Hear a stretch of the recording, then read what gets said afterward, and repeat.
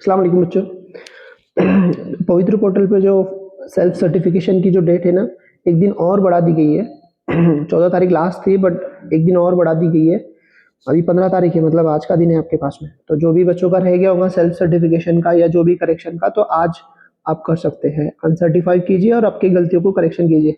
या फिर आपने अभी तक सेल्फ सर्टिफिकेशन नहीं किया होगा तो आज शाम तक कर लो, मतलब 12 बजे तक टाइम है, कंप्लीट कर लो। अब लास्ट टाइम है, इसके बाद अब टाइम बढ़ने की कोई गुंजाइश नहीं है। तो जो भी बच्चे रह गए थे आप, और जिन्होंने ये भर चुके होंगे या कंप्लीट कर चुके होंगे, तो ये वीडियो शेयर कीजिए जिनका बाकी है उनका, क्योंकि फिर चांस नहीं मिलने वाला है, फिर 2 साल या 3 साल रुकना पड़ेगा आपको। तो जो जो बच्चों का बाकी है सेल्फ सर्टिफिकेशन का, आज आपसे करना। एक दिन और बढ़ चुका है। ठीक है, गलती हुई तो उसको सुधार लो सेल्फ सर्टिफाई करके। अनसर्टिफाइड करो, गलती को सुधारो और फिर से उसको सर्टिफाइड कर दो। और जो बच्चों का बाकी है उन तक याद से शेयर करो इसको। ठीक है, अल्लाह हाफिज़।